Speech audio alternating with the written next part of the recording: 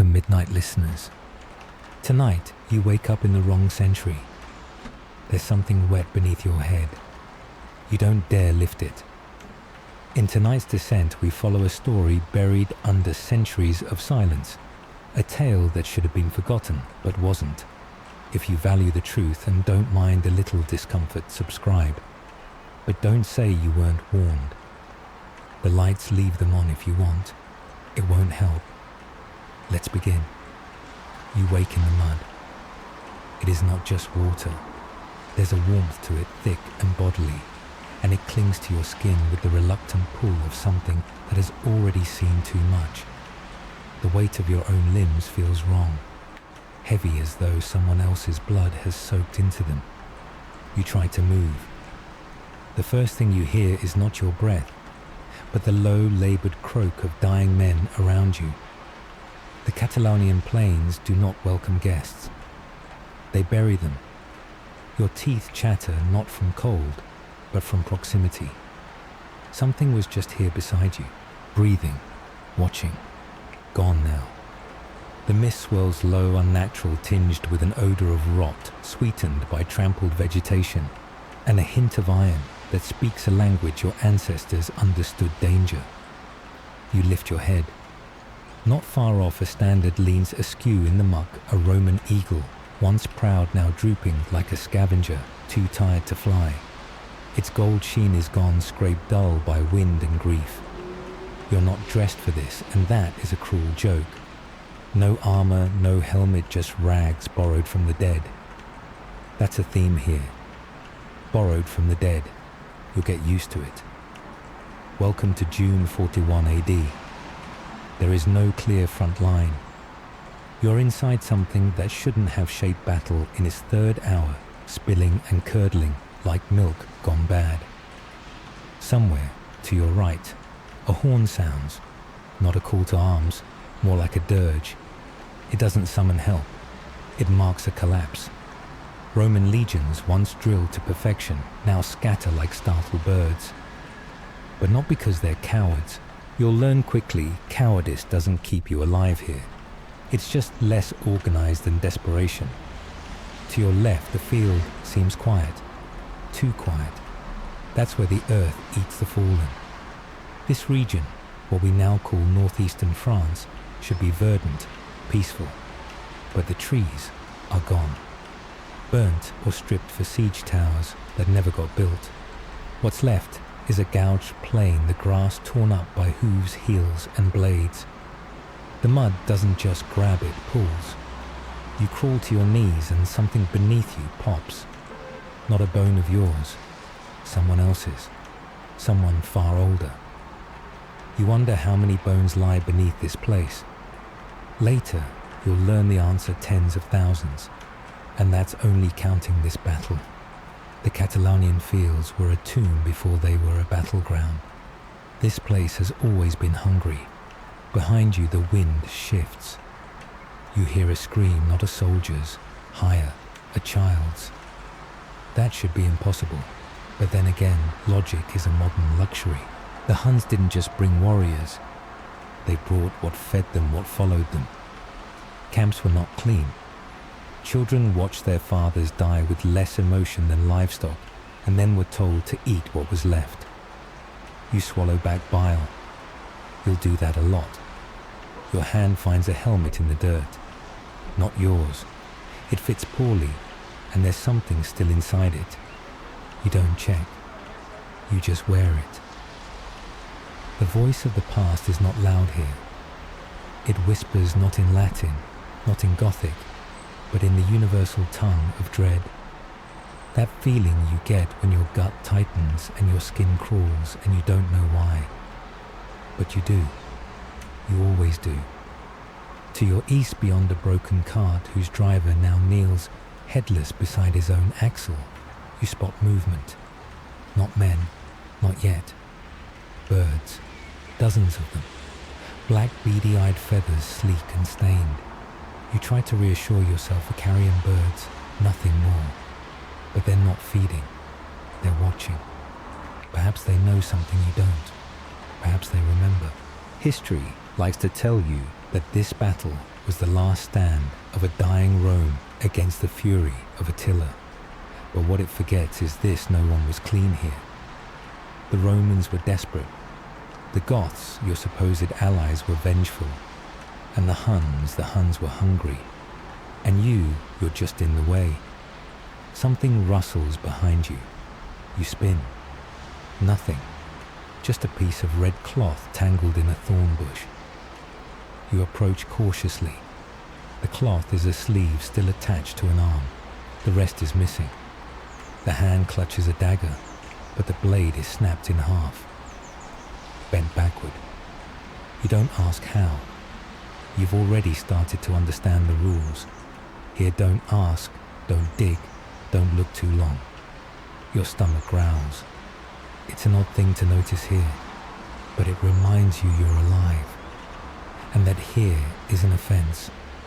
A horn again, closer now. Less dirge, more scream. You look up. The mist begins to lift, not because the sun breaks through, but because something pushes it aside. Hooves, dozens, galloping toward you. You run though you don't know where. You think of trenches of world wars of industrial death. But this is older, more intimate. Death here doesn't explode. It whispers behind your ear and stabs low under the ribs. You duck behind a fallen log. It's not a log. It breathes once, exhales steam, and then dies. You are not armed. You are not ready. And Rome is already dying. You trudge forward, not because you have a plan, but because standing still on this field is an invitation to be claimed. The Catalaunian mud gives slightly with every step, as though it's trying to remember you for later. You are not important enough for memory yet, but Rome is, or what's left of it.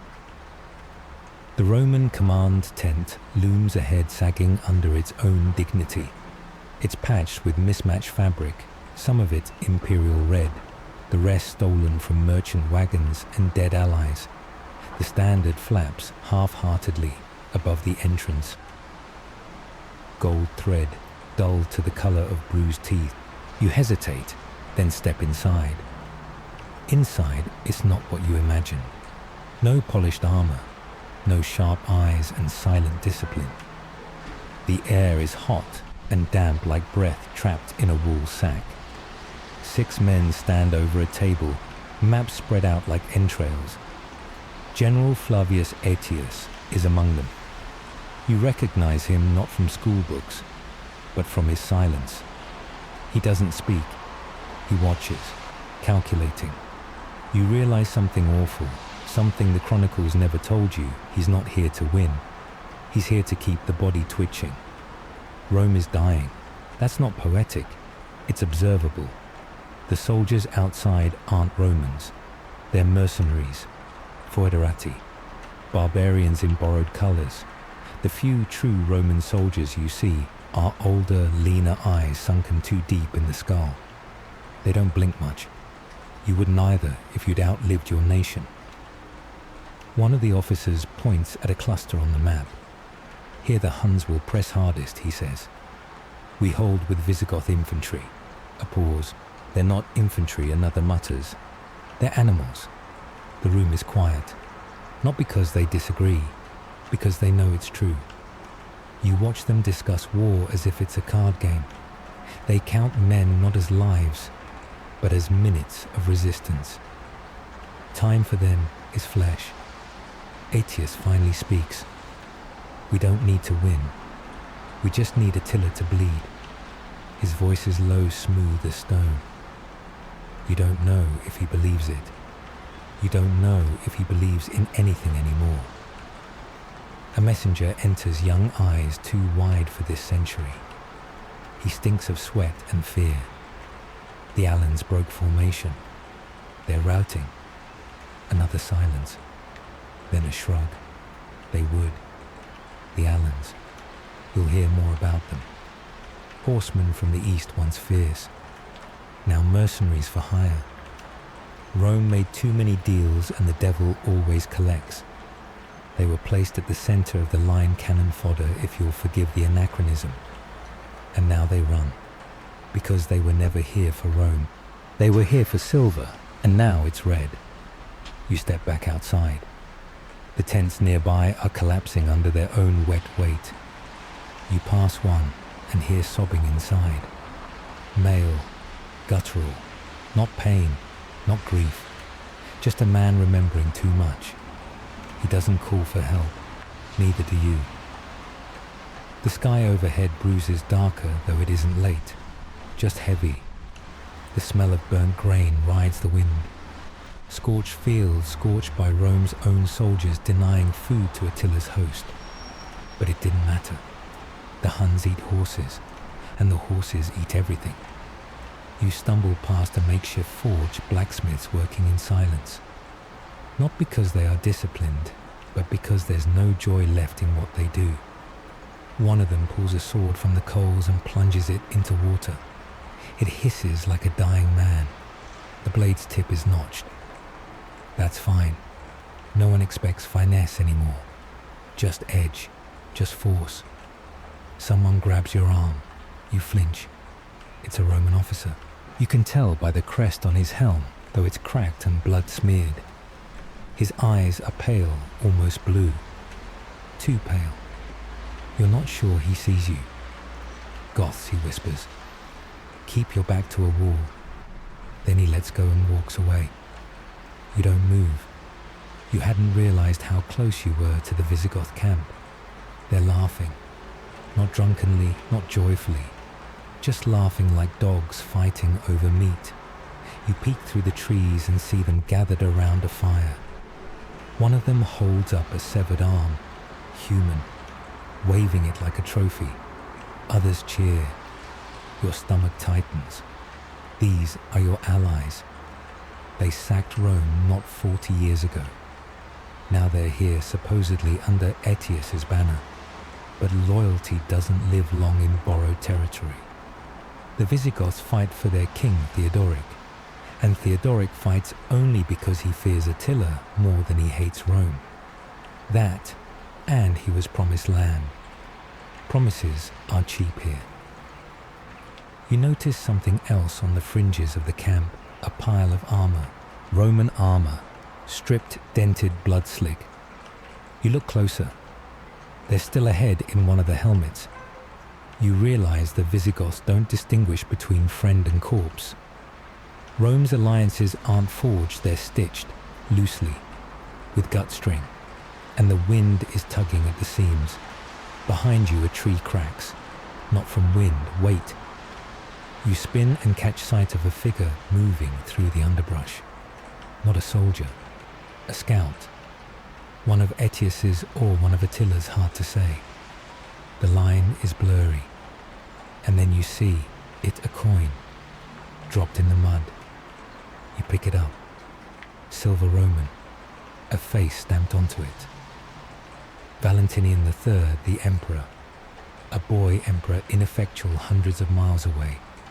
Yet his face is here, watching, smiling faintly. You pocket the coin. You'll need it, not for spending, for remembering. The sun begins to set, though no one celebrates. Dusk just means less visibility, more confusion, more accidents, more opportunities. You hear someone nearby whisper a prayer in Latin, then softly in Gothic. The same words, different gods. You don't know which one is listening. You stop trying to care, because Rome isn't fighting for glory anymore. Rome is fighting to slow the rot, to bind its limbs before the maggots claim the torso, to die in place so no one notices the heart stopped long ago. They said the Visigoths were your allies. They said it with straight faces and brittle confidence, as if repeating it often enough would make it true. But now that you're here close enough to smell their breath, fermented goat milk and blood, you realize the truth. These men are only your allies because no one pays them better to be your enemies. You step between two lean-tos of tied-together hides, and a man greets you with a barked laugh. Not because he knows you, because he assumes you're another Roman wretch lost soft and breakable. He's not entirely wrong. His beard is thick and matted, his face angular cut like rough stone, features a tattoo where his left eye used to be, a spiral black as dried pitch. You wonder what it means. Then you decide it doesn't matter. In this place, symbolism doesn't matter. What matters is how many notches are on your axe handle. You're in the Visigoth camp now, and they know you don't belong. Somewhere meat cooks over an open fire. It smells wrong. You tell yourself it's horse, but your stomach turns in a way that suggests otherwise. A youth sits beside the fire sharpening a blade that's curved in a way Roman steel never curves. His hands are stained black to the wrists. His eyes never leave you, not for curiosity, for calculation. They all watch you, not like strangers, like competitors. One of them steps forward armored in mismatched plates, scavenged from old Roman cuirasses. His voice is gravel. "Latin boy," he says. "You look like you want to die." It isn't a threat. It's an invitation. You don't respond. He laughs and walks away, muttering something in Gothic. You catch one word, meat. Another man older, missing 3 fingers, tosses you a water skin. You catch it out of reflex. It's warm, too warm. The taste is sour like blood and vinegar. You drink anyway. It's better than the thirst. These men have no flag they die for. Their loyalty is local, immediate, and visceral. To kin to chieftain, to vengeance, not to ideals, not to borders, certainly not to Rome. They still remember the sack of 410. Some of their fathers were there dragging golden candelabras from temples, torching palaces, stripping senators naked and beating them with laurel branches. Glory days. Now they pretend to be soldiers of an empire that once called them vermin.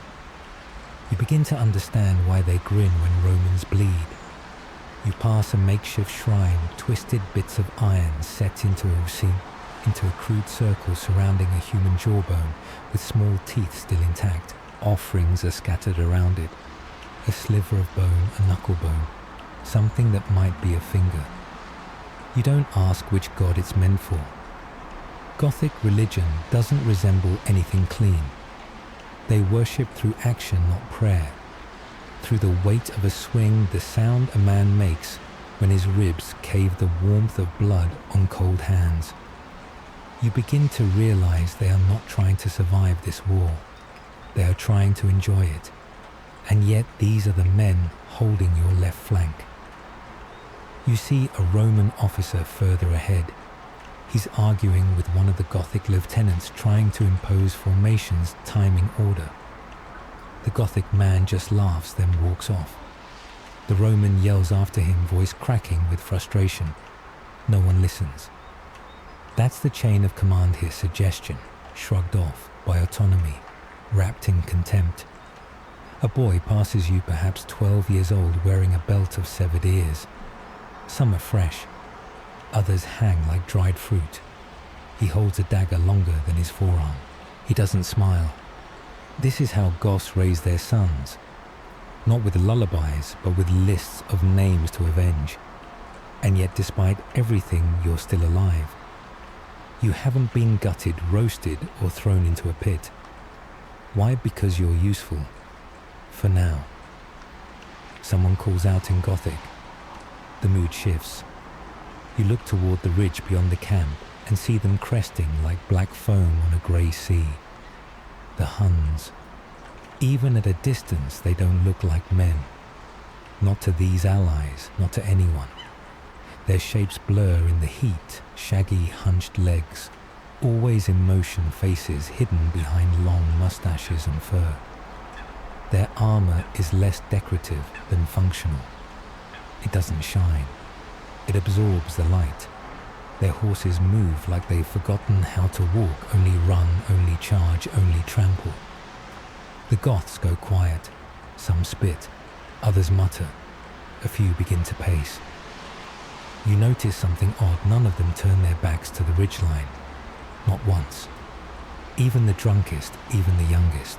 No one wants to be caught facing away from Attila. That is fear. And yet, just yesterday, these same men considered killing each other over a spilled bowl of soup. You feel it in the air now, the shift, the coiled tension, like something old is waking up, something hungry. A Visigoth woman appears beside you. You hadn't seen her before. She wears a wolf pelt and has red pigment smeared under her eyes. She doesn't speak, just offers you a strip of dried meat. You hesitate. She nods once. You chew. It's tough, gamey, tastes like regret. She watches you eat, then leans in close. If you die, she whispers, keep your mouth closed. They'll use it for storage. Then she's gone. You blink. You're not sure if it was a joke. Somewhere nearby, a Roman war horn sounds a long, low cry like a dying whale. The Goths rise. They don't rush. They don't panic. They just move as if told this before in dreams. You hear the laughter again, low, familiar. And then you remember these are your allies, and you wonder if they ever felt anything at all. The mist thickens again, curling low and cold across the plain, like breath from a dead god's mouth. You move toward the edge of the Visigoth camp, drawn by instinct more than strategy. The wind shifts, and you smell it horse sweat, wet leather fire, and something metallic high and sharp. Not iron, not blood. Something worse. A tremor runs through the soil. Then another, distant rhythmic. Hooves, hundreds of them, maybe thousands. You feel them before you see them, like thunder that forgot to be loud. The noise is soft at first, as though the earth is groaning from too much memory. Then it grows. Footbeats pounding through mud hooves, slicing through fog like knives through silk. You crouch behind a cart and wait. You shouldn't have to. You're not part of the front line. You were told the Huns wouldn't reach this far yet. But the Huns don't follow maps. They follow instincts and blood. They arrive like a weather event, not an army and atmospheric collapse.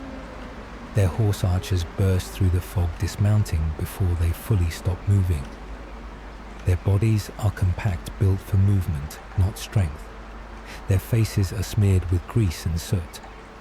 Some wear armor patched with bronze coins, others nothing at all but animal pelts and murder. Their bows are recurved things of horn and tendon, short, vicious, and fired from horseback with inhuman grace. You see one raise his arm, loose an arrow without looking, and hit a Roman scout square in the neck. The man drops, twitching one hand, still holding the report he never got to deliver. You flinch, not because of the violence, but because of the silence. The Huns do not scream when they charge. They do not sing. They do not chant. They do not pray. They move like ghosts, speaking only in whistling shafts and the sound of gurgling throats. They don't fight to conquer. They fight to erase. One turns toward you, his face partially hidden behind a bone mask, the lower jaw carved into a permanent grin. You don't move. You don't breathe.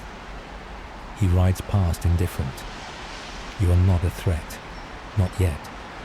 Your heart beats so loud it drowns out everything else. A Roman officer nearby draws his sword and charges. Brave, stupid. The Hun barely glances. He pulls a short axe from his belt, pivots on the saddle, and throws. It splits the Roman's face like a log. The body drops mid-run, still moving for a step before it folds in half like bad parchment. You feel the dread now. It's not fear. Fear is honest. This is something else, cold and slow, like a thought you try not to finish. The idea that maybe, just maybe, there is no point to holding this line. Maybe these men aren't here to win. Maybe they're here to delay the inevitable, like a tourniquet on a corpse. You crawl back through the grass, hands shaking, vision blurred. You pass a dying Alan warrior, a spearman, face half gone. He holds your gaze, lips trembling. You kneel. He tries to say something. You lean closer. He's not praying. He's laughing. You leave him there. You reach a copse of trees where a few Roman archers are regrouping. Their eyes are wild pupils too large. One of them vomits into his helmet. Another is crying softly. None of them seem older than 20. A centurion, grey-haired Hans, steady kneels before them and speaks quietly, too quietly to hear. You only catch one phrase. They aren't men. He's not wrong. You take cover behind a dead horse. Steam rises from its slit belly. Flies buzz around its open mouth. You gag, but you don't leave.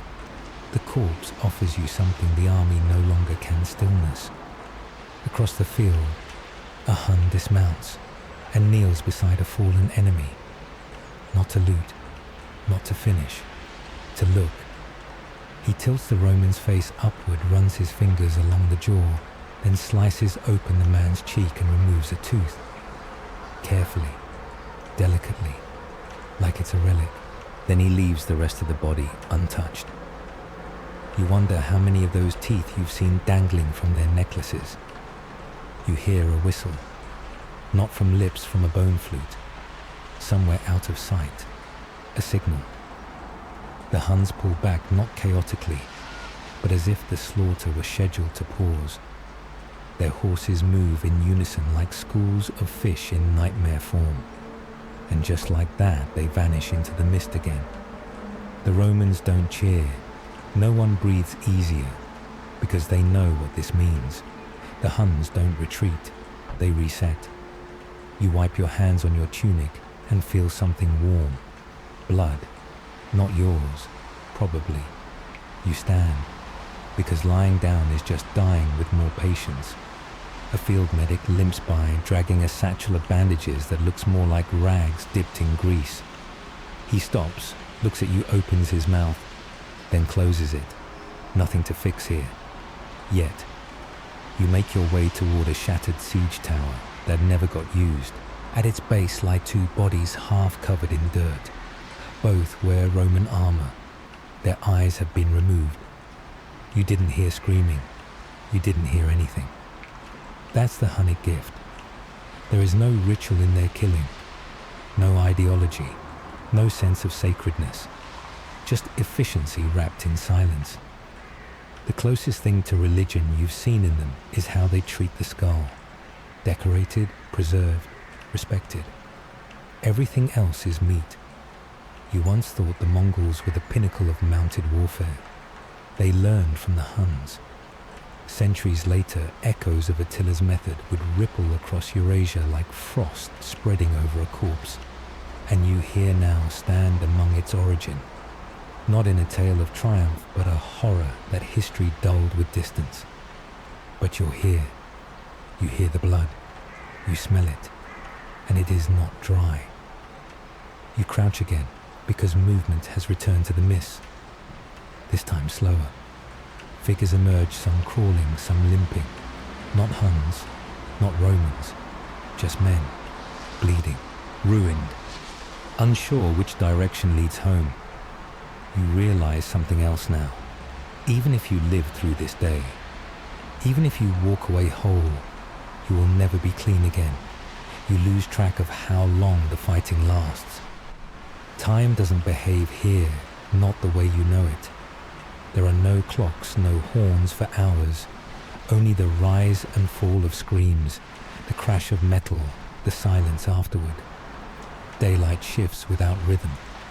Maybe it's dusk now, or maybe it's just the blood fogging your eyes.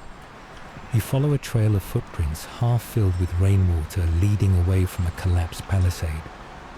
The wood was charred and split as if struck by more than fire, something weightier, something eager.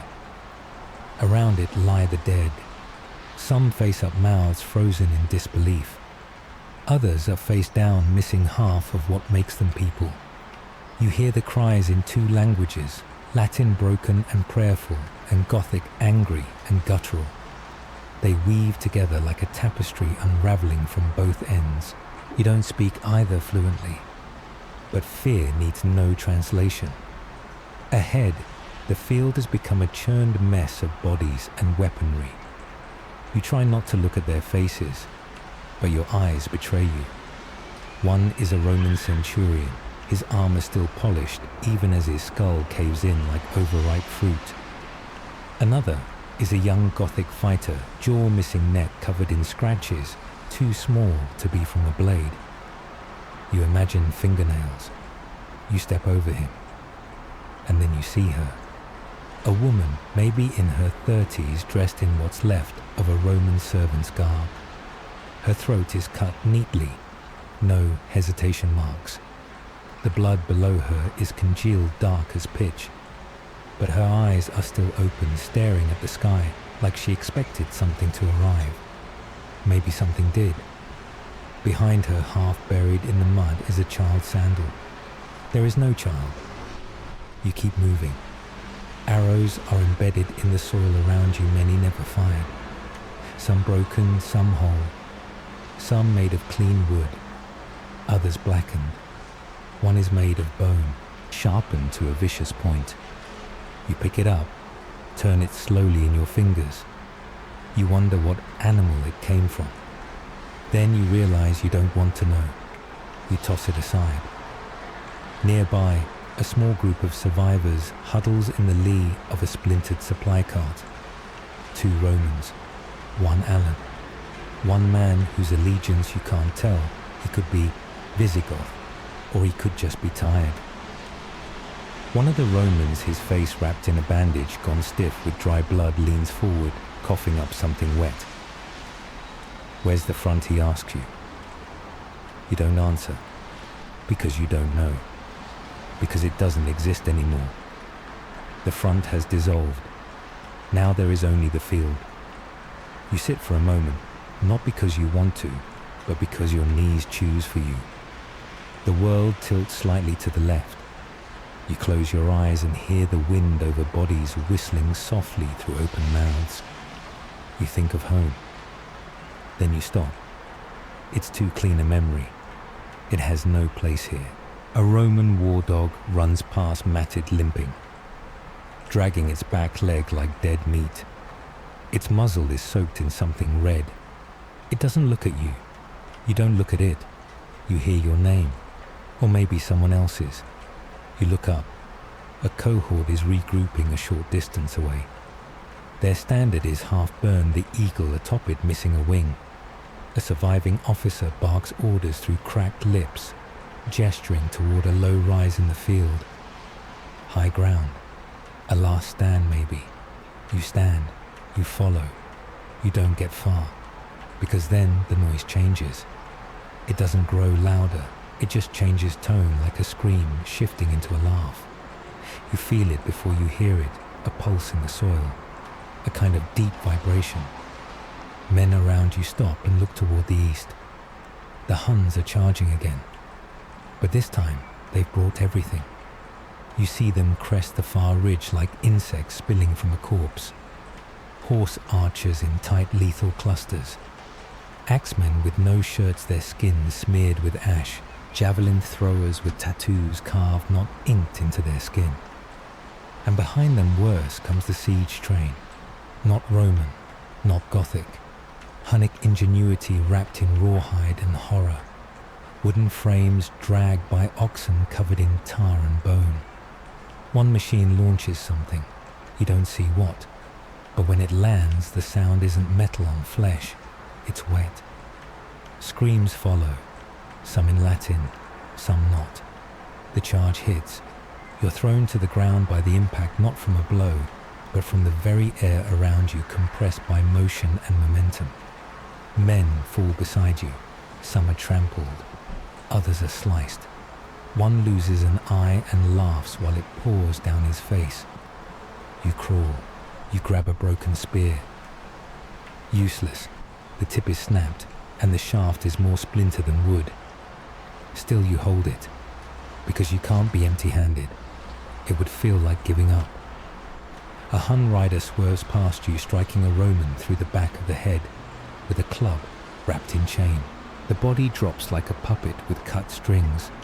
The rider doesn't even slow. You remember being told that the Huns were undisciplined, that they lacked tactics. Whoever said that never watched them kill. They are coordinated, precise, almost surgical. Their chaos is theatre. Their strategy is hidden behind their savagery, and it is working. You reach the ridge. The officer who summoned you is dead. A bolt is buried in his chest, no ordinary bolt. It's carved with notches and feathers that look more ritual than military. The standard lies beside him. You pick it up, because someone has to. You raise it not from loyalty, but from instinct. And for a moment, just the men nearby rally. They move closer, eyes fixed not on the enemy, but on the symbol. It doesn't last, but it's enough to buy a few more seconds of order. Then the charge hits the ridge. There is no front, no back, just contact.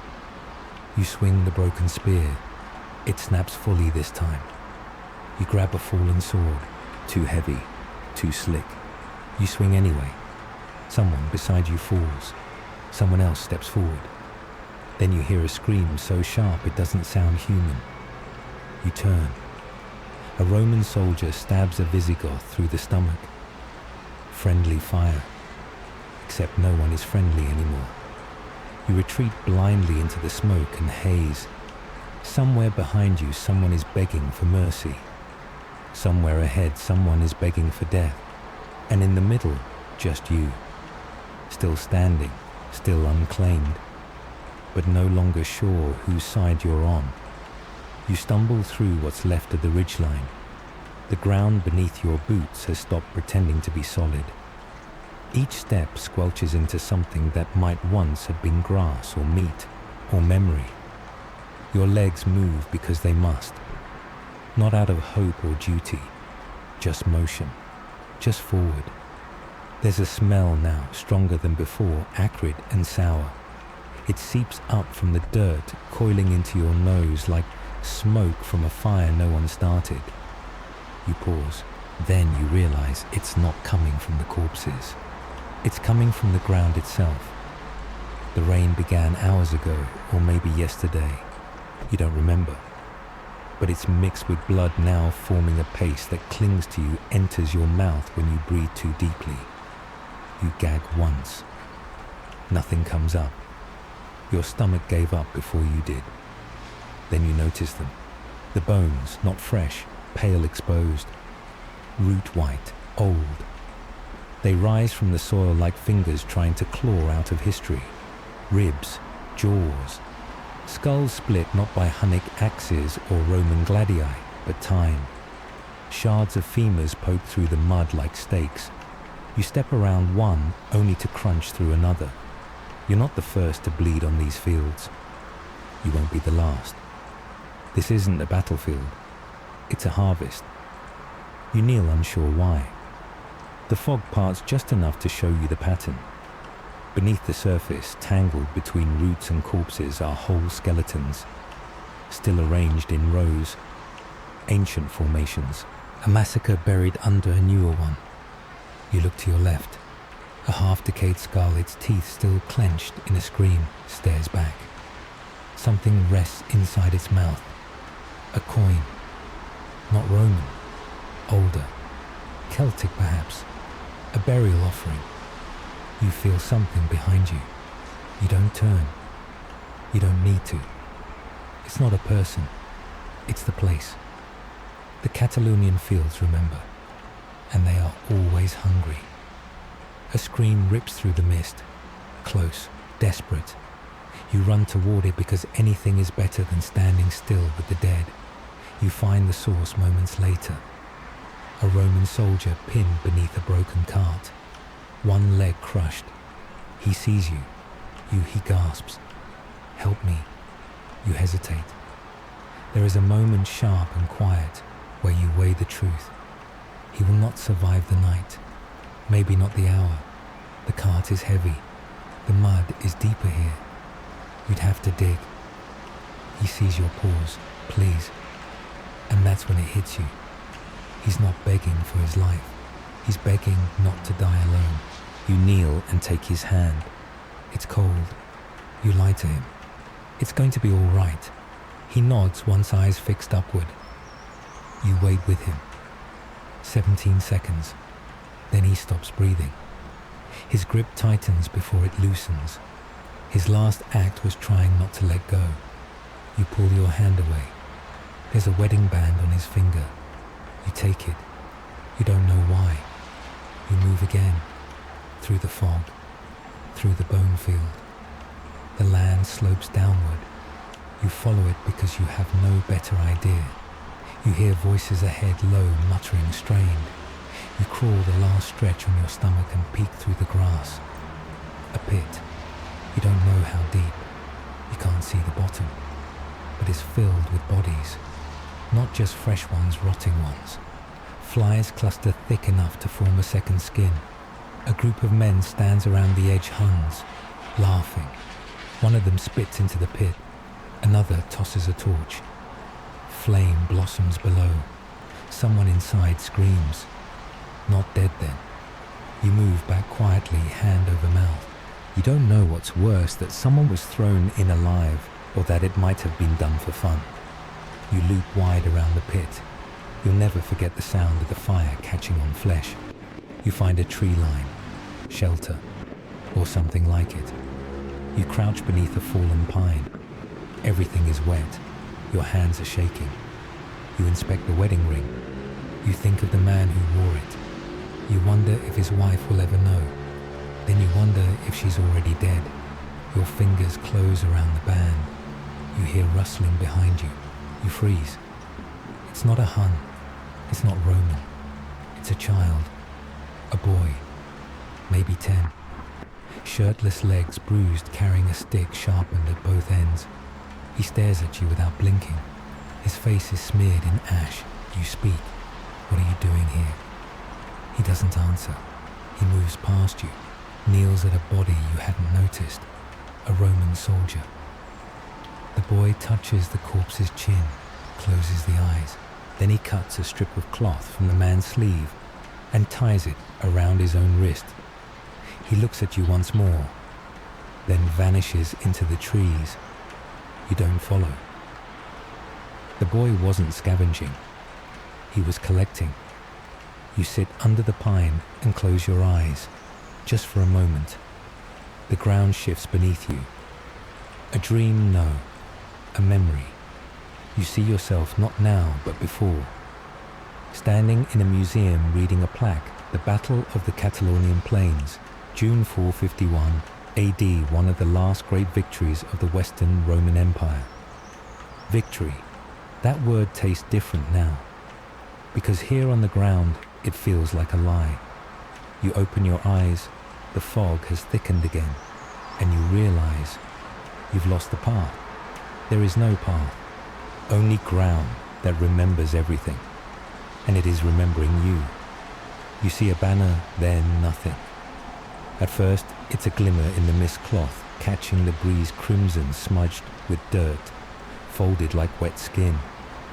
You think it's Roman. You hope it is, the way you hope when the dark at the end of a hallway looks like a door. You move toward it slowly, knee-deep in muck. Each step is a negotiation with the earth. It wants you. You feel that now, not metaphorically. It wants you.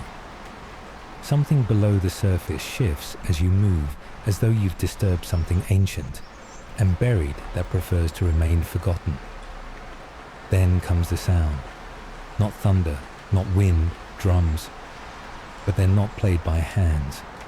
You realize with horror that the sound is the beat of hooves.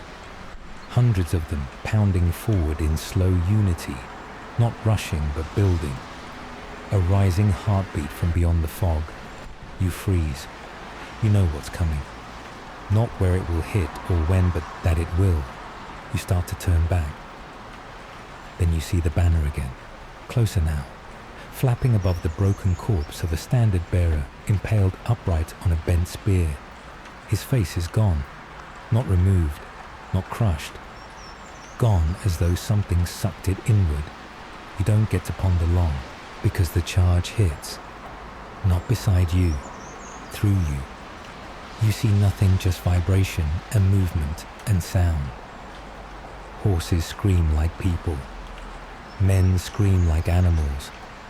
You are lifted off the ground briefly, as though the field itself is rejecting you. A rider whips past the side of his horse, slamming into your ribs. Something snaps. You don't land. You drop, like meat. You lie there. Vision blurred. The air tastes like copper and horse dung. Your ears ring, then quiet. The kind of quiet that follows the breaking of something important. Your hand finds the mud. It's warm.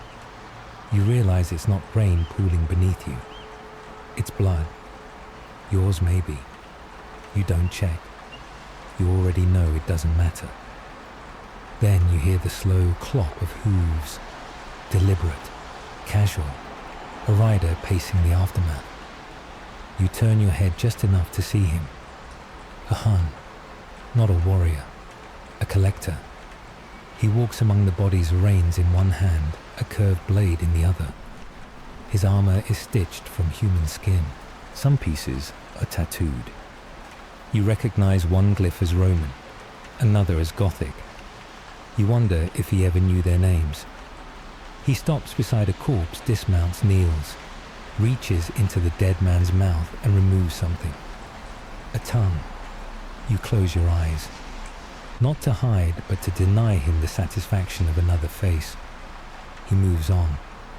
You breathe quietly, and then you laugh. It bubbles out without permission, a dry, choking rasp. A joke formed from horror. You remember something from school. The Romans claimed victory here. You laugh harder, because this is victory. You open your eyes. A raven sits on the impaled standard bearer. It pecks the remains of his neck with clinical precision. You wonder if it sees you. It must. They always do. But it leaves you alone. For now. You rise slowly. Pain floods your body, not sharp but full. Like you've been soaked in it. You stagger to your feet and look around. Smoke is rising in the distance. Not from fires. From bodies. Someone is burning the dead, or the wounded. At this range there's no distinction. You walk toward it, because what else is there? As you move, you notice the colors on the field have changed. Less red, more brown, older. The mist thins enough to show you what lies ahead, a cluster of fallen men, all wearing the same tabards, same crests. You recognize them now. Visigoths. There must be 30 or more, piled together. At first you think it's a mass grave. Then you realize the arrangement is deliberate. They've been stacked in a circle, heads pointed outward, feet inward. In the center, a single skull, not a fresh one, bleached, marked with carved runes. You feel the unease settle into your lungs. A ritual. Whoever did this wasn't just cleaning up. They were sending a message. Not to you, not to the Romans, to something older. You move past it. The fog thickens again. The sky darkens, though it's still midday.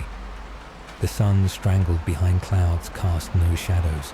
You walk into the grey, unsure what direction you're facing anymore. A shape emerges, a man seated on a stump. Alone. You approach cautiously. He turns. His face is wrong, not in structure, in stillness. There's no expression, no curiosity, no recognition. Just eyes that see nothing and everything at once. He speaks. You miss the feast. His voice is empty. You don't answer. He stands, brushes dirt from his knees, and walks past you into the fog. As he goes, you hear a sound faint like bells underwater. You turn and see the banner again. The same one, still flapping. But you never circled back. You never turned. You wonder what that means. You walk on. Another figure emerges. Not a soldier. A woman in tattered robes holding something in her hands. You stop. She opens them. A helmet. Yours. How she got it, you'll never know. You take it. There's something inside. A clump of hair. Yours, someone else's. She says nothing. You try to return it. She's already gone. You are alone again, but not alone. The ground shifts. You feel it. A pulse. A breath. You realize the truth too late. The field isn't full of dead men. The field is a dead man. And you're walking on his back. The tent isn't where you left it. You're sure of that. The battlefield was behind you. Now it's all around. Still the tent waits canvas dark with moisture sagging under its own weight, like a dying lung. You don't remember walking here, but your boots are already inside. It doesn't look like a field hospital. It looks like a womb turned inside out. The air within is thick sour with wet wool copper and the sweet sick scent of rotting antiseptic honey, maybe, or wine, gone too long in the sun. The moans you heard before entering have stopped. That should frighten you more than it does. You hear metal, a long slow scrape, and then a voice. Not greeting, not warning, just a whisper, lie down. You don't see the man until he steps into the lamplight. He wears no insignia. His eyes are covered in cloth, not a bandage, a deliberate blindfold. His hands are wet, not with water. He doesn't ask who you are or why you've come. You don't need that anymore, he murmurs, and reaches for your arm. You try to pull away, but your legs are already numb. You glance down. A wound, deep. When did that happen? You sit. You don't remember deciding. The surgeon unwraps something that used to be white. The cloth clings to his fingers like second skin. He doesn't clean the wound. He doesn't even look at it. Just slides a knife from a bowl of dark water and sets it gently against the bone. There is no anesthetic. There is no prayer. Only a wet pop as he opens flesh like fruit. He hums, softly, a lullaby. You can't place the language. Maybe it's not one. You think of your mother. You think of nothing. You wake up screaming, or think you do. The tent is dark now. The lantern has gone out. The wound is closed.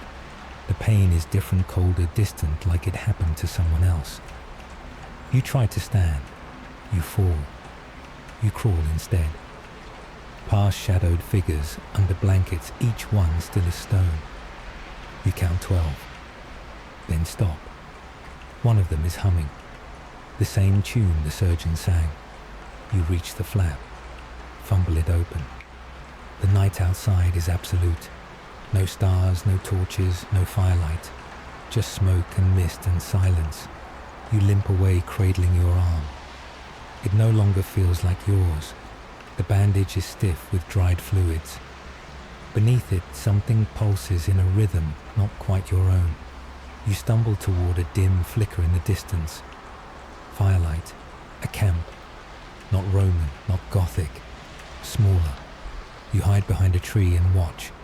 5 men. Huns. Around the fire they pass a skin of wine or blood. You can't tell. One of them laughs. Another gnaws on something you pray is animal. A third holds a strip of cloth you recognize. Roman officer's sash. He uses it to wipe his blade. Behind them, a shape shifts. A prisoner, tied to a post, arms behind his back, blindfolded. He makes no sound, doesn't move. Not even when one of the Huns tosses a burning log in his direction and laughs when the flames catch his boots. You look away. There's a choice here. You know it. You can leave. You can slip back into the dark and pretend you didn't see. But something inside you shifts. It isn't honor. It isn't mercy. It's rage. Not yours exactly, but you borrow it. You pick up a stone. Heavy, wet. You move without sound. You don't remember the first kill. Only the blood on your hands and the way the Hun's body didn't fall, it folded. The others react too late. You're screaming now, or maybe they are. A knife misses your eye by inches. You end it quickly. 4 dead. The 5th runs. You let him. You cut the prisoner free. He collapses. You drag him into the trees. You wait until he speaks. I told them nothing. You don't ask what they wanted to know. He's missing 2 fingers. He asks your name. You lie. He thanks you anyway. You ask his. Eutropius. You recognize it. A scout. Gone 2 days ago. Supposed to be dead. Not quite. You rest there together until dawn leaks through the fog like pus from a wound. He doesn't wake. His breath stops mid-sentence. You bury him with your bare hands. The ground isn't soft. It never is. You sit beside the mound for a while. Then you unwrap your bandage. And look. What you see isn't a scar. It isn't healing. It's growing. A black vein curled and pulsing, spidering from the wound outward like rotten wood. It moves when you touch it. It shudders when you whisper.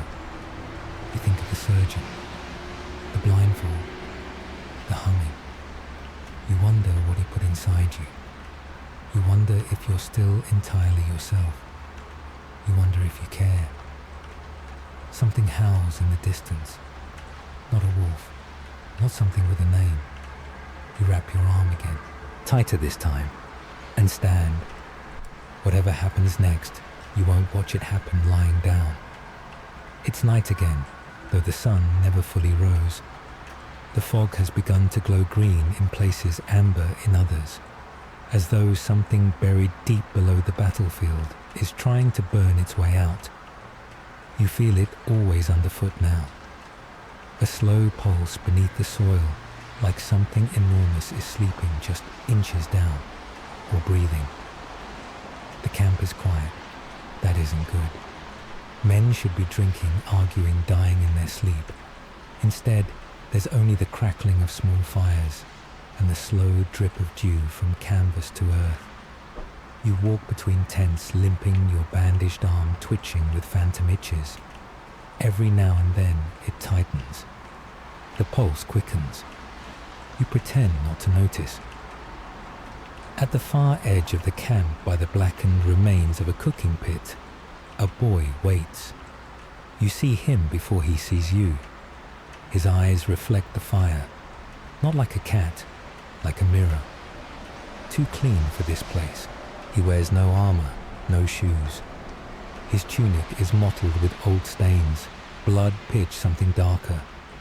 His hands are cupped, and whatever he holds, he cradles like a gift, or a curse. You approach slowly, boots silent on the damp earth. He doesn't flinch. Are you lost? You hate how uncertain your voice sounds. The boy blinks. Once. Then opens his hands. Inside them a skull. Small, polished, the size of a child's. You recoil. He doesn't. The skull's surface is marked with symbols etched in with obsessive precision. Runes maybe, maybe not. Not Roman, not Gothic. Something older.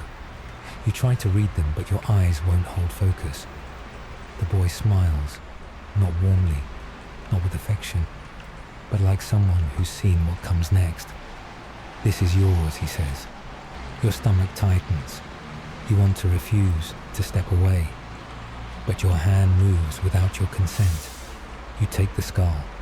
It is lighter than it should be. You can feel the carvings beneath your fingertips, grooves worn smooth like they've been handled for centuries. What is it? The boy shrugs. Then he points behind you.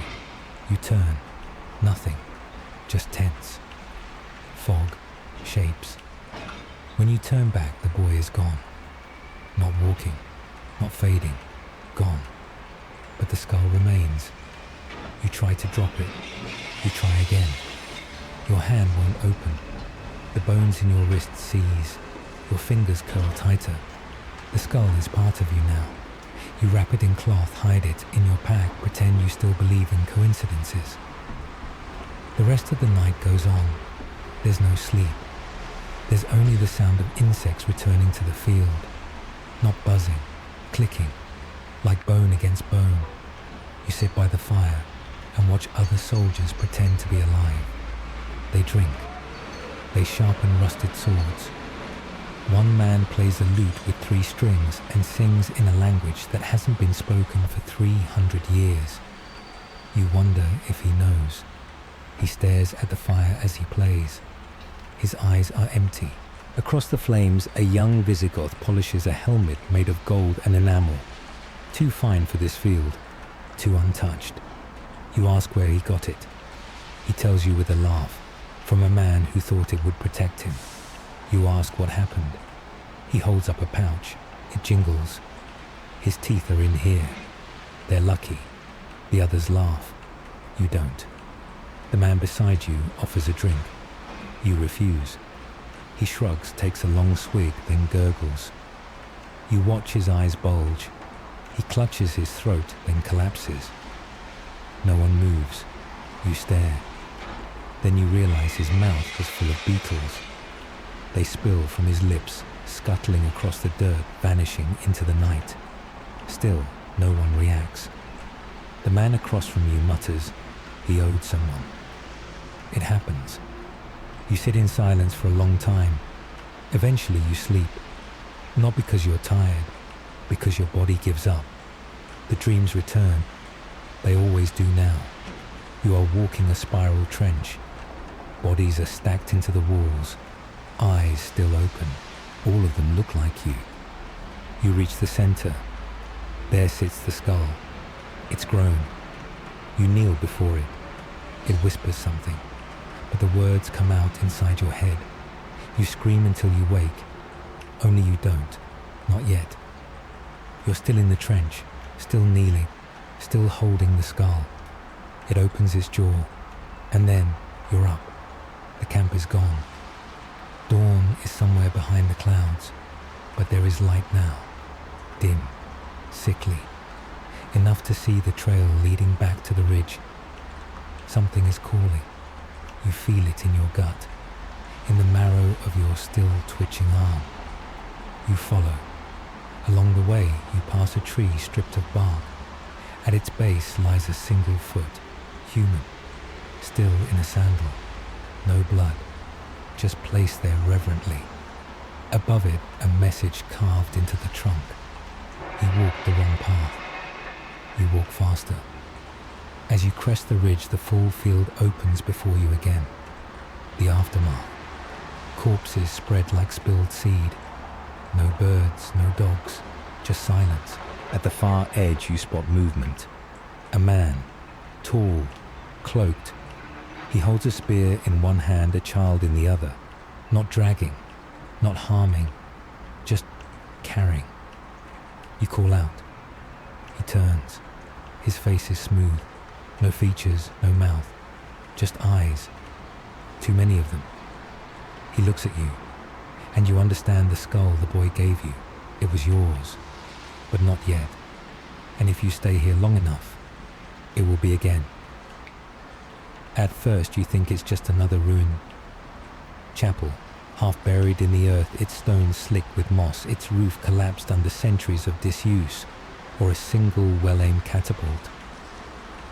You're not sure why your feet drag you here, only that something inside insists you must. You duck through the shattered archway. Inside candles, not lit, melted, thousands of them. Pools of pale wax frozen mid-drip like 1,000 silent screams. Some have bones inside them finger length or smaller. One still twitches when the wind passes. You step deeper, and that's when you see him. Aetius, the last of the Romans, sitting in what might have once been a pew, or a throne, or a broken altar. Bronze armor unfastened, tunic blood-spattered and torn, a single coin between his fingers, flipping end over end. He doesn't look up. He knows you're there. "You're late," he says. You start to speak, but there's no voice, just breath. He gestures for silence. "They'll betray me, you know. Not the Huns, not the Goths, Rome." He smiles, tired and hollow. They always do. He looks at the coin. "Do you know why I fight?" he asks. "It's not glory or duty. It's math." The coin lands, heads. He doesn't flip it again. There's no loyalty left, no empire, just ledgers. I pay barbarians to kill other barbarians. I let cities fall so others might stand one more month. You think you're on the right side? He chuckles. There is no right side, just one that dies slower. He stands. You see it now. His breastplate is cracked, deep. There's something underneath seeping through the break. Not blood. It moves too slowly, too thick, like oil from a corpse. He doesn't seem to feel it. Or maybe he's used to it. "You met the surgeon," I presume he asks, eyes narrowing. You nod. "Did he sing to you?" You nod again. Aetius exhales through his nose, almost a laugh. "That means he liked you. You're cursed now, of course, but liked at least. You want to ask what he put in you, but your tongue sticks to the roof of your mouth." Aetius turns toward the shattered window. The sky outside flickers. Not lightning. Something behind the clouds, moving. He continues, a voice softer now. "When we made alliance with the Goths, I knew what it meant. They're not allies. They're carrion that haven't noticed the corpse is theirs too. And Attila," he trails off. "Do you know what his people call him? Not Scourge. That's our word. They call him Istankaja. You wait. The sword of God." He smiles. "Tell me, soldier, what kind of god needs a sword?" You don't answer. He doesn't expect you to. "There's a forest just east of here," he says. "Old. The Goths call it the Black Grove. They won't go near it. Say it eats the names of the dead." He turns, looks you in the eye. "You'll go there." It's not a request, not a command. A statement of inevitability. You nod. He hands you the coin. It's warm. The wrong kind of warm. "Flip it when you get there," he says. "The Grove will ask you something. Don't lie. It knows." He sits again. Slouches, like he's folding into the bench. Or the earth. You step away. But before you leave, he adds one final thing. "If you see Valentinian, tell him I'm ready." You hesitate. But he's in Rome. Aetius grins. "No, not yet." You step into the light. Behind you, the chapel begins to crumble. No sound, no dust. Just stones turning inward like a mouth closing. By the time you look back, it's gone. Only the candles remain flickering in the dirt. You walk. It takes hours, maybe longer. Time folds here, like old parchment. You can't trust the sky. At the edge of a gully, you find a Roman helmet. Inside it, a head. Eyes still open, mouth too. The expression relief. Further on, a flock of birds wheels overhead. You look closer. Not birds, helmets, hundreds of them, suspended by thin cords from the trees, like fruit no one wants to pick. You reach your eyes, and there below you, the Black Grove. Trees packed like soldiers, branches knotted like muscle, bark the color of old teeth. No wind, no sound, not even insects. You take the coin from your pocket, stare at it. It doesn't feel like metal anymore. It hums. You step forward. The forest accepts you. No resistance, like it's been waiting. Inside the light vanishes, and then comes a voice. Not a whisper, not quite. It speaks in Latin, or Gothic, or both. Who remembers your name? You freeze. The coin burns in your hand. The voice again, speak, or vanish. You open your mouth. Say the name you were given at birth. The forest sighs. Branches shift. Then silence. And in the clearing ahead a corpse. Yours. Face down. Hands bound. Your own armor. Your own boot prints. The back of the skull caved in, as if by a coin. You look down at your hand. It's empty. You do not scream. There is no point. Even your breath seems swallowed now, muffled under the canopy of the black grove, where sound is not welcome, and time runs like thick sap, slow, dark, irreversible. You kneel beside the corpse that wears your face. Fingers trembling, you reach toward the shattered skull. The wound is too perfect. Not a bash, not a slice. A puncture right at the crown, like something was driven in from above, then twisted. A perfect coin-sized hole. You trace the edge, still warm. The flesh hasn't rotted, yet the flies won't touch it. They hover uncertain. Even they know better than to feed where time is broken. You rise and stumble back through the trees. The forest lets you go, for now. Outside the grove, the clouds move fast, too fast. It is still morning when you entered. It is dusk now, or perhaps dawn again. The sky's gradient offers no clues. It pulses red, then bruised purple, as if the sun is ashamed to rise over this place. You follow the slope down toward the open field again. Not because you want to, because there is nothing else. Then you hear it, the horn, but not Roman, not Gothic, not even Hunnic.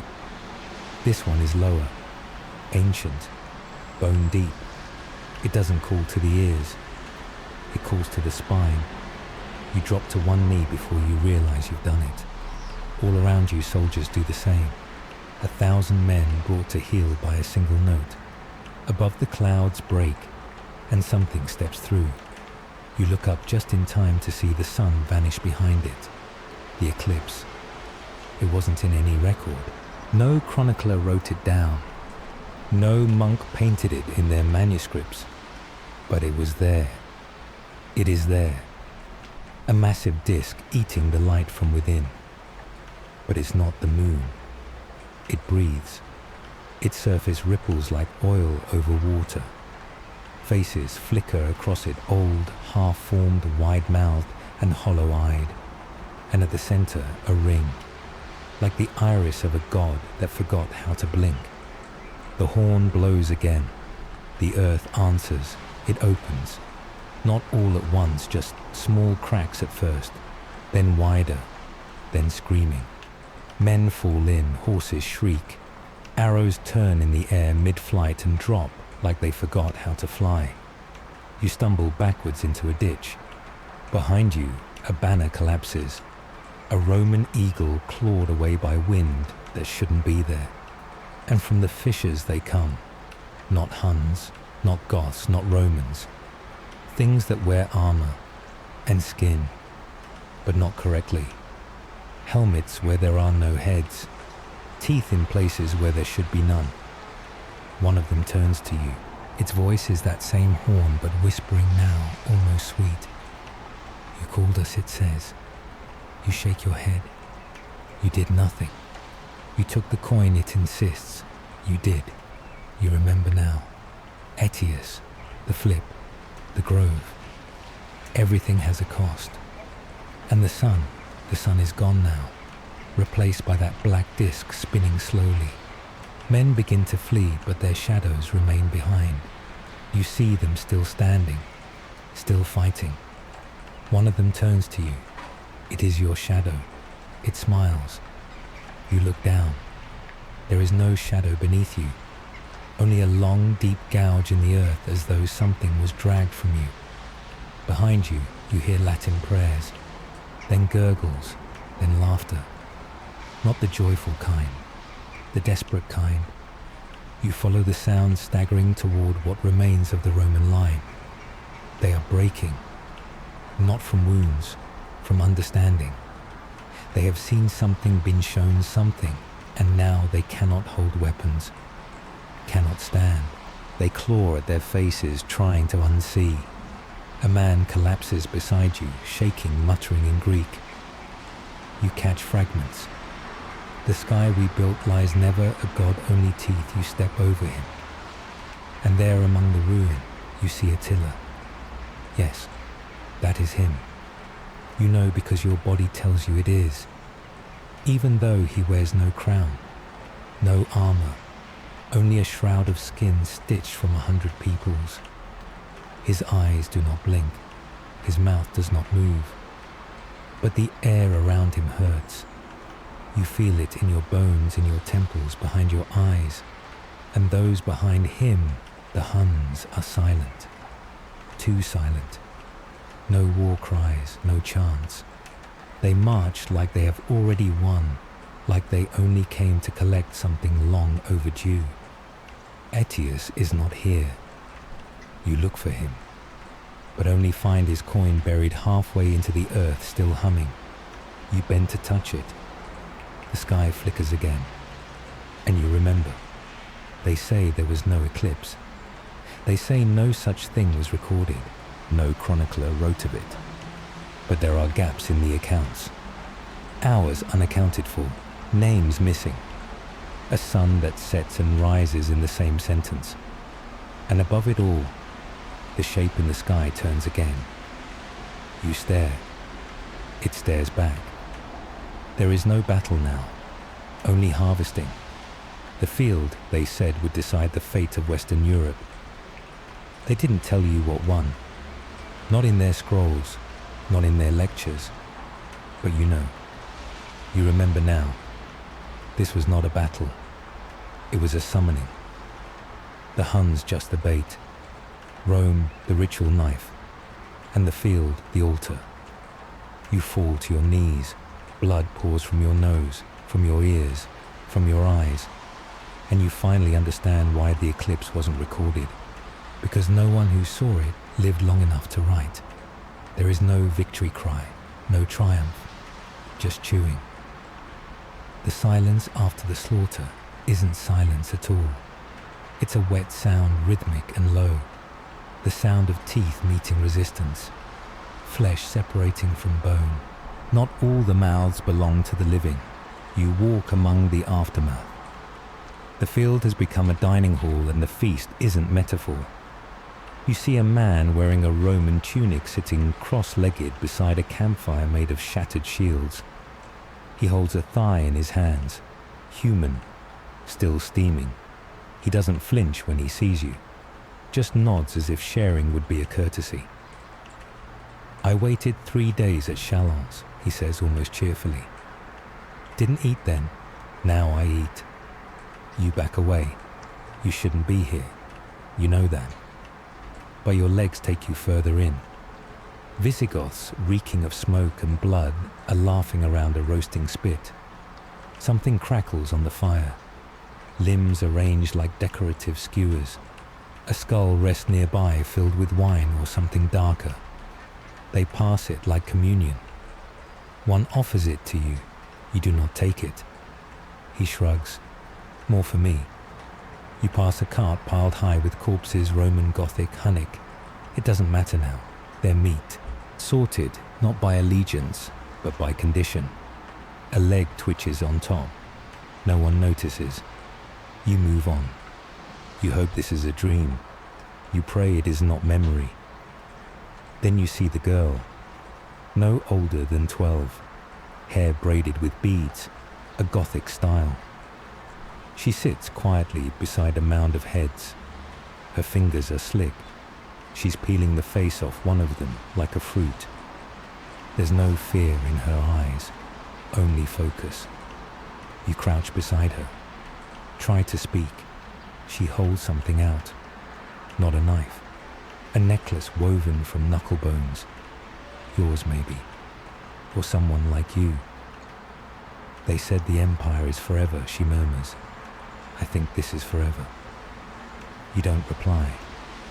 What could you possibly say? Further on, someone sings. Not a hymn, a lullaby.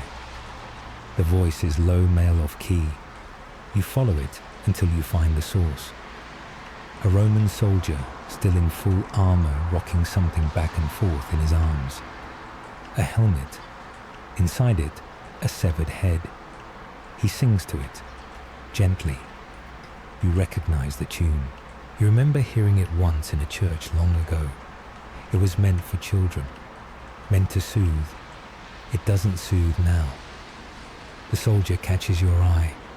It's my son, he says. You don't ask how he knows. You already know he doesn't. He just needs it to be true.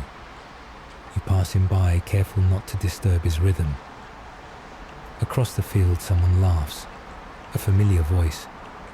You turn Attila. He stands with a goblet in hand, toasting no one.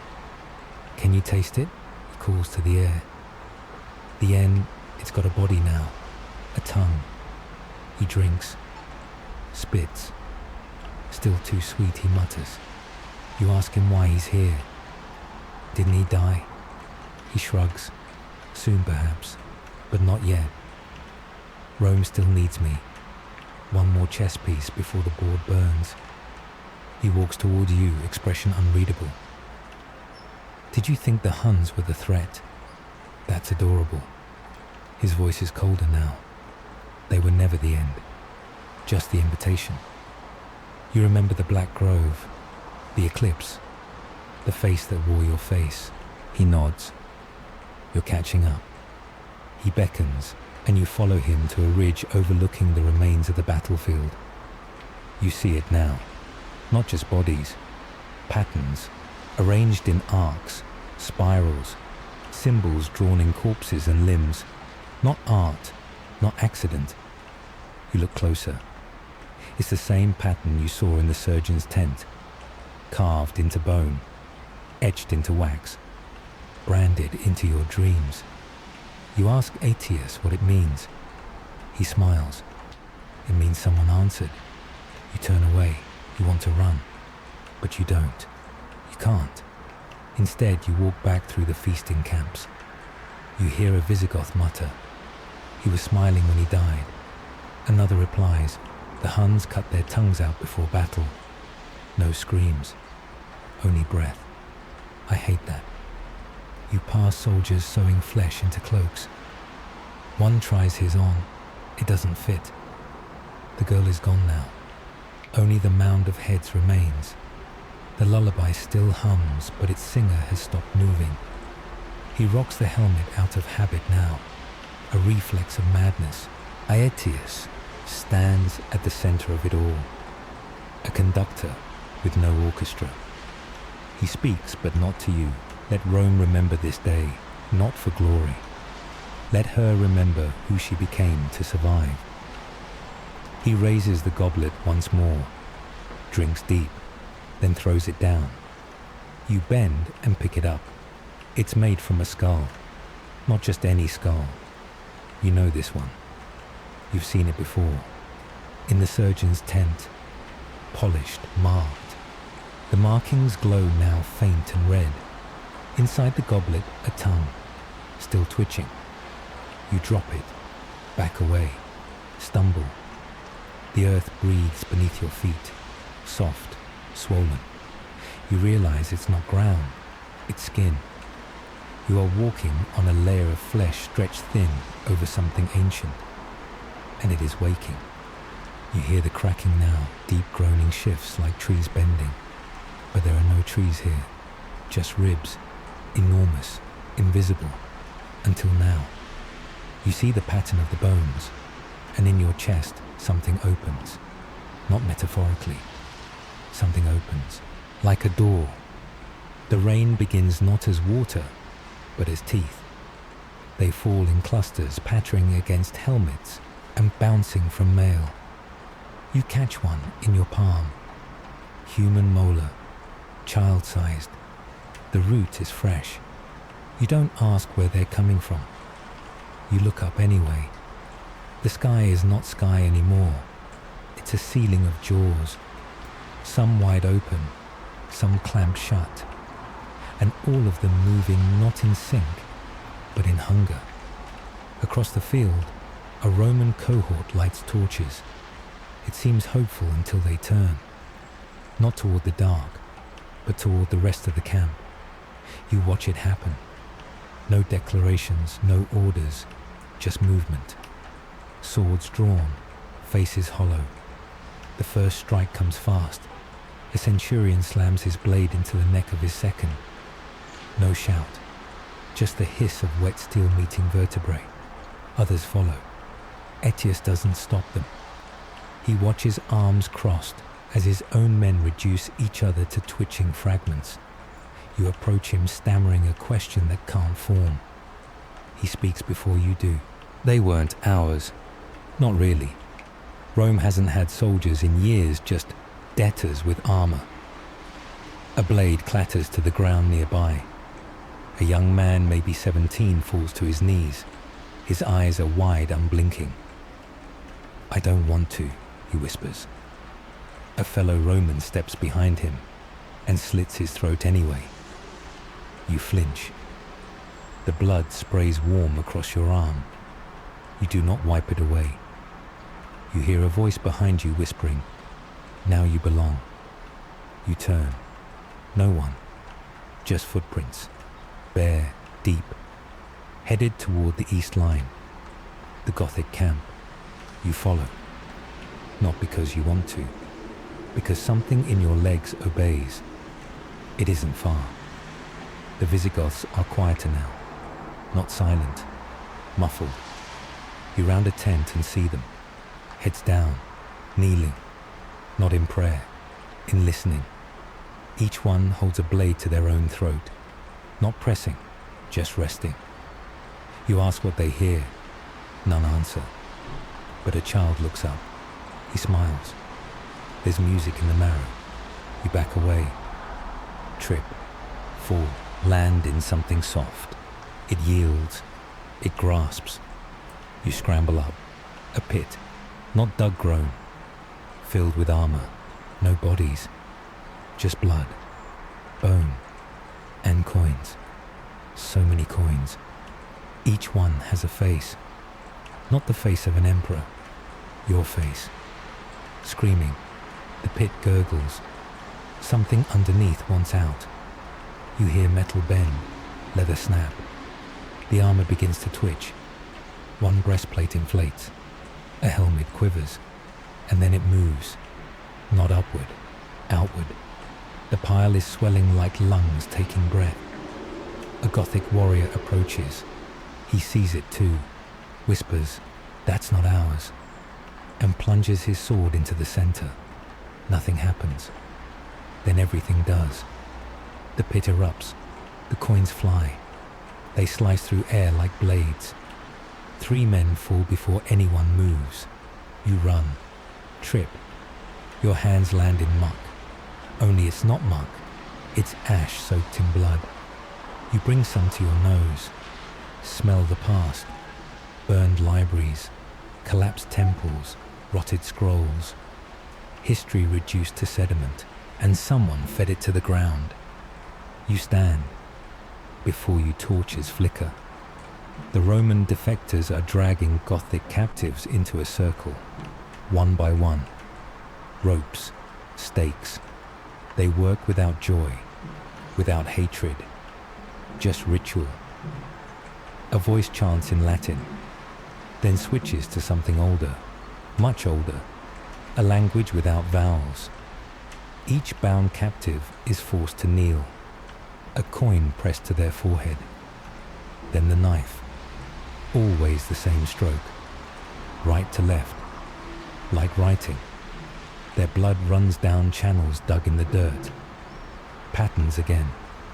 You recognize the shape. Same as the grove. Same as the bones. Same as the sky. You try to stop them. Too late. The circle is complete. The last man falls, and the ground opens again, this time deliberately. No eruption, just a mouth. Flesh peels back, bone spreads wide, and from its gullet rises a figure in bronze. Not Hunnic, not Roman, something older. Its face is a mask, not to hide identity but to create one. Blank, carved with one expression hungry. Its fingers are wrong. Each knuckle bends in both directions. It holds a blade smooth and black with no edge, but everything it touches splits anyway. It moves through the camp, slow, certain, unchallenged. Aetius does not run. He opens his arms, says one word finally. The blade touches him. He doesn't fall. He unfolds, like parchment. You see what he was, not just a general, a key, designed for this moment. The wind stops. You realize there's no sound, none. Even your heartbeat has silenced. The figure stops in front of you. You should scream, but your throat forgets how. It tilts its head, lifts its hand, offers you something, not a weapon, a coin, of course. You take it.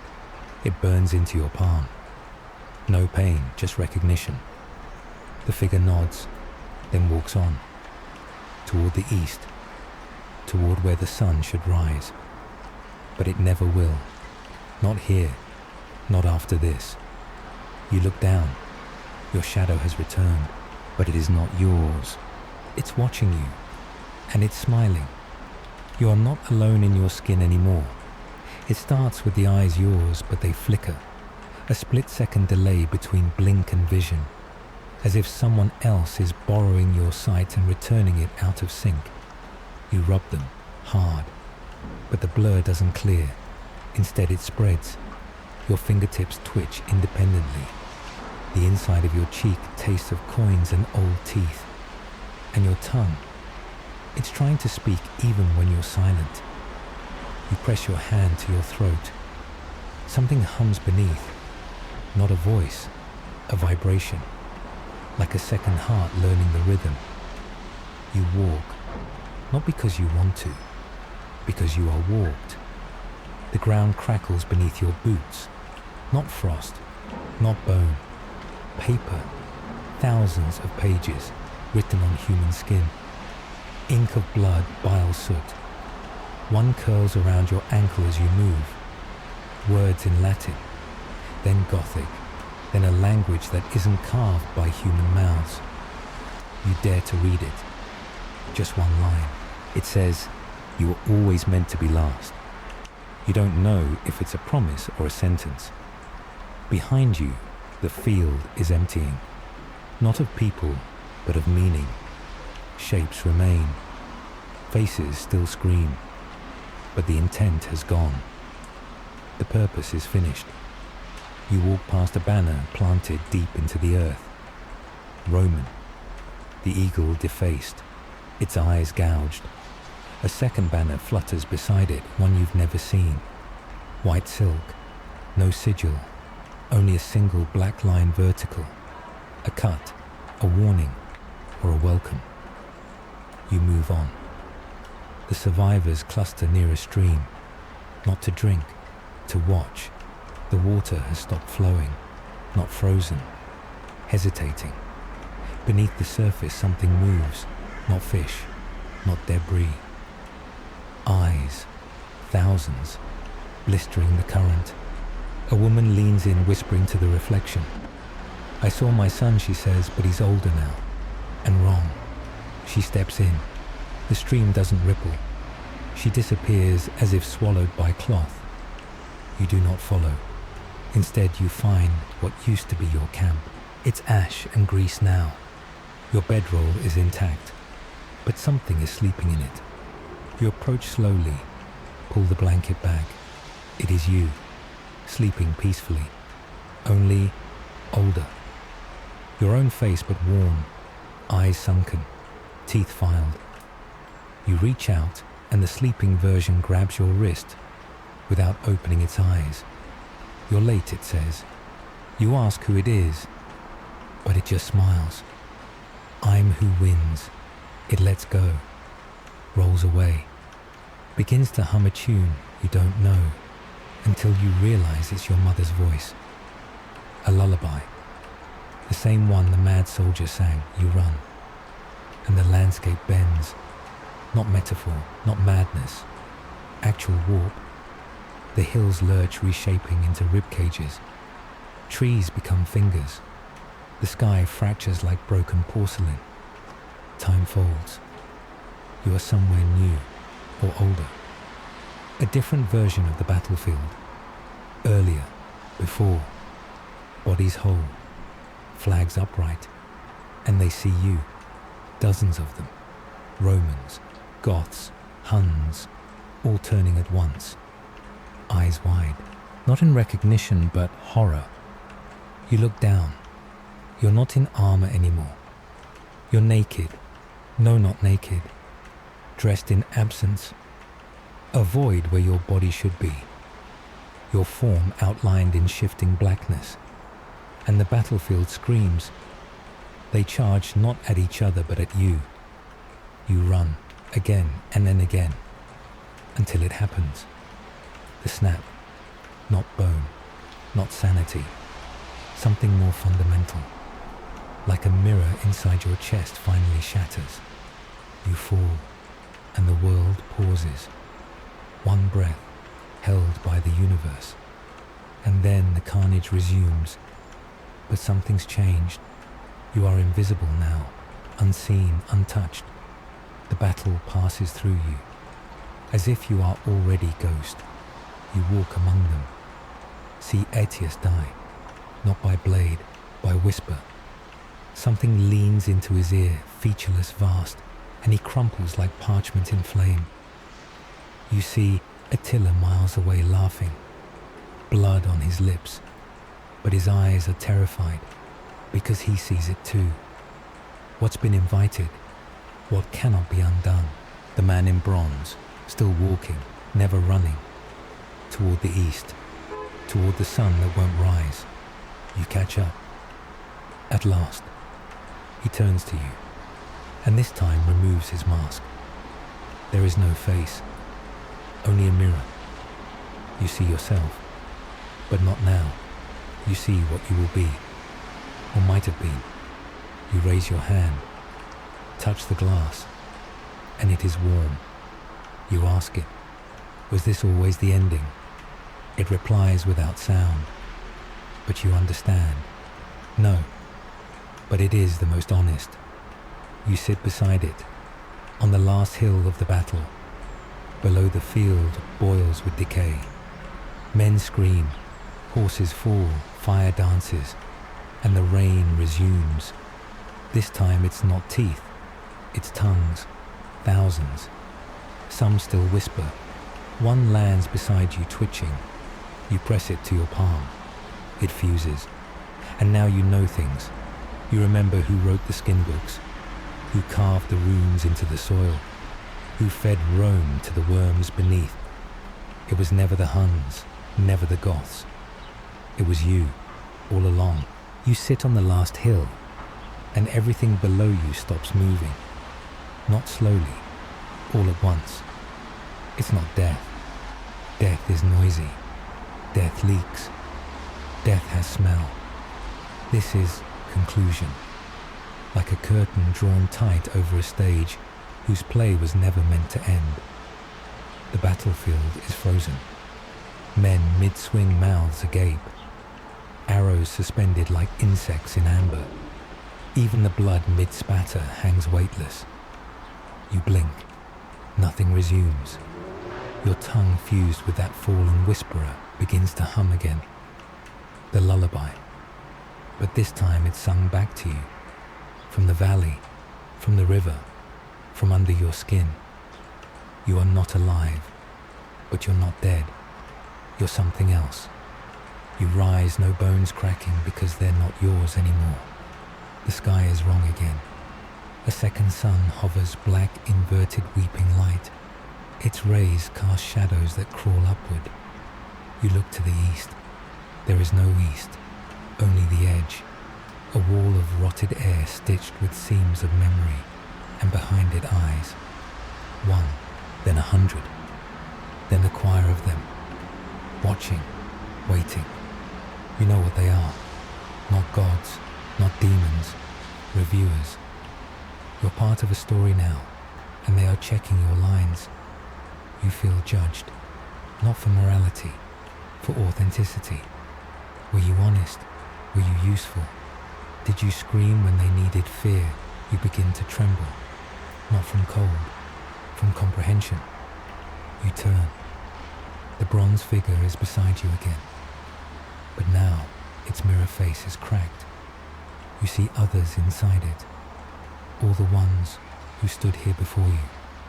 Summation, Dacian, Roman, Vandal, Frank, and deeper, unreadable things that walked upright before names were born.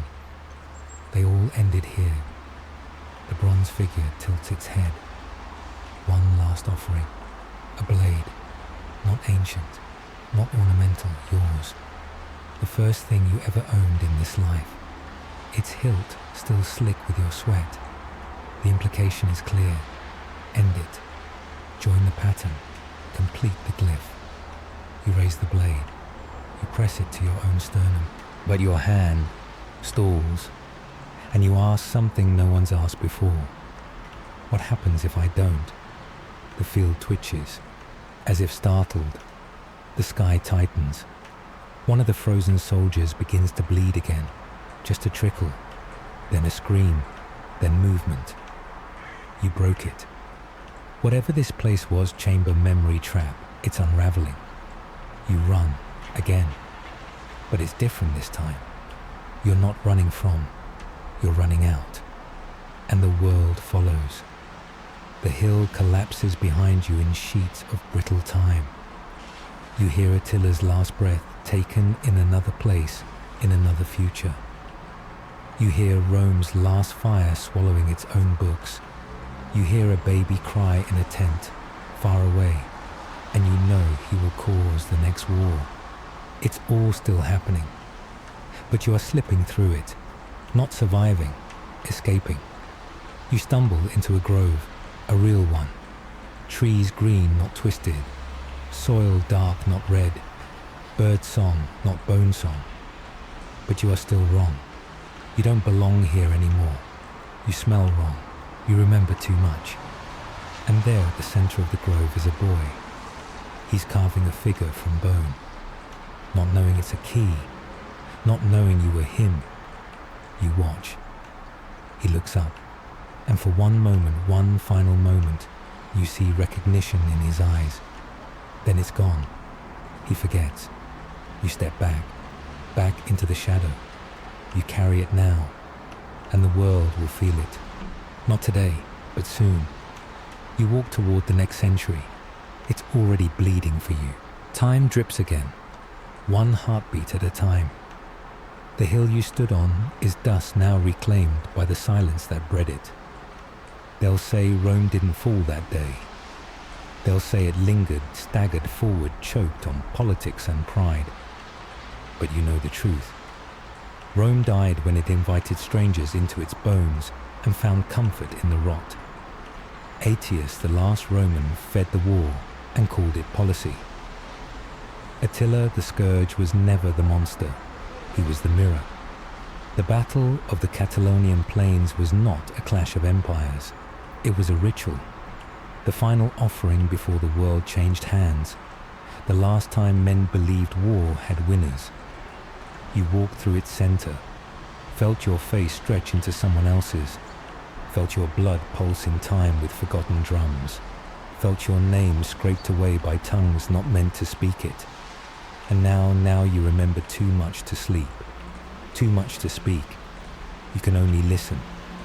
To history's breath under the floorboards, to your own footsteps echoing twice, to the silence after the facts are told when truth still twitches. You think the worst part is over. But something in your shadow still moves, something that learned to wait. So leave the light on, leave the door closed, leave your name behind, because now you know how easy it is to become part of the pattern, and how hard it is to leave it behind. You thought you were safe, didn't you?